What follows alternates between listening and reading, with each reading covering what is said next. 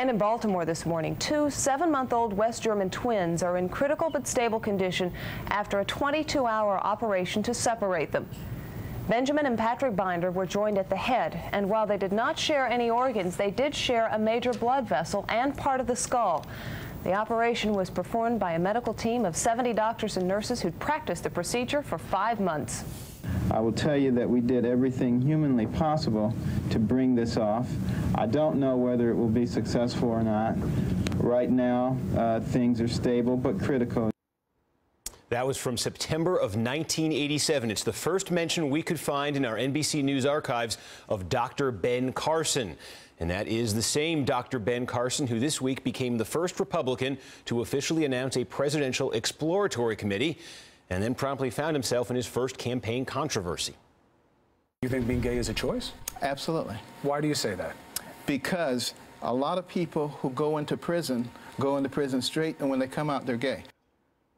Now, Carson apologized for that with a note on Facebook saying there's no excuse for his remarks. There's no sign yet if anything is changing for him because of that in the polls, where he's been doing strikingly well to this point. The latest Real Clear Politics average of the Republican field places him ahead of some of the more mainstream candidates like Chris Christie and Marco Rubio.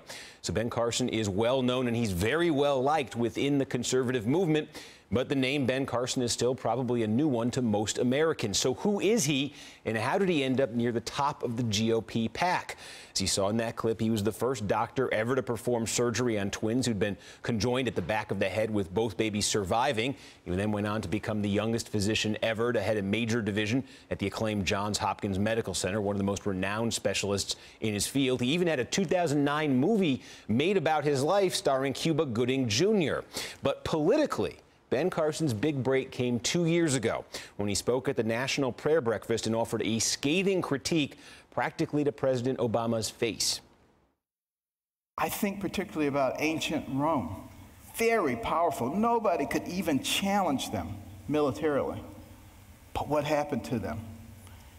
They destroyed themselves from within. Moral decay, fiscal irresponsibility. They destroyed themselves. And if you don't think that can happen to America, you get out your books and you start reading. And the day after that speech in 2013, the conservative Wall Street Journal presciently writes an editorial, Ben Carson for President.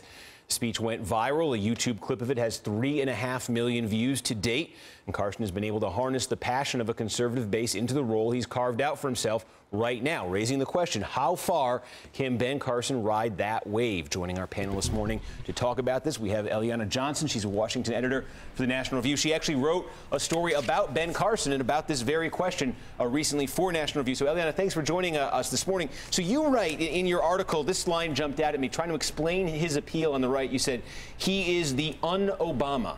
What does that mean? Well, Carson is somebody who is unquestionably qualified in his field of choice. As you mentioned recently, just now, he is at the very tip top of his field, and he came from nothing. As a neurosurgeon, his credentials are absolutely unimpeachable, whereas when Obama was elected, people really said, who is this guy? He came from nothing, and he doesn't really have the credentials to be president. And so the question, I think, lingering in the air now is Ben Carson, he's not qualified in the field of politics. And so that's really what people are going to be looking at as he goes forward. But his qualifications in the field of medicine, people have got to respect, and that's why I think he's being allowed all this room in the realm of politics. And I think the sort of the cynical, and I would say this is the most common thing I hear when we talk about these poll numbers right now. He's doing very well. He's doing it's kind of surprising how well he's doing on the Republican side, but people aren't taking those numbers too seriously with him because they say, well, this is like Herman Cain all over again. There's a lot of sort of broad grassroots enthusiasm, but this is somebody who's not tested as a candidate, doesn't have a professional political infrastructure around him. He will melt down under the spotlight like we saw this week in that CNN interview. Is that a fair critique of his prospects? I think it's a fair critique, but I also think it misses something. Look, Carson is extremely likable. He has a real grassroots support, and he has an incredibly inspirational Horatio Alger story. The question that's hanging out there is, are these gaffes going to stop? What we saw this week wasn't the first one. He's compared the U.S. to Nazi Germany, and he refused to retract that. The difference this week was he did apologize.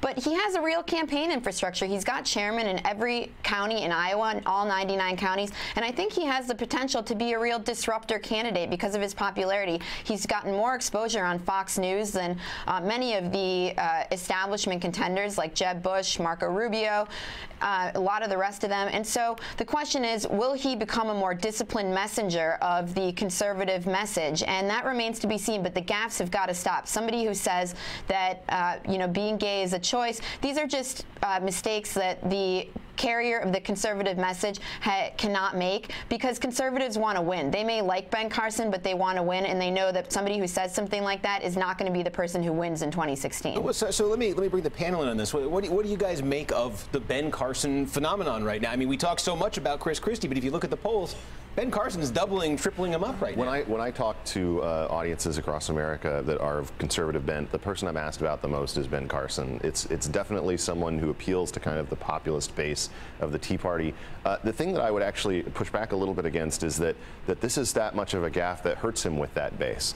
Largely because I think that if you look at the numbers, Americans are roughly split on whether being gay is a choice. In fact, I was surprised the Pew Forum put out the numbers in the wake of these most recent comments, and only 20% of African Americans in America think that being gay is something you're born with. In fact, 66% thinks it's a choice. So I'm not sure that actually hurts him that much with its sort of social conservative base in Iowa, that they're going to pull away from him for something like that. And that's one of the reasons why I think he will be kind of a spoiler candidate, at least in the early going. But I think in the long term, seeing that kind of sustain. Yes, you guys, how far can he go?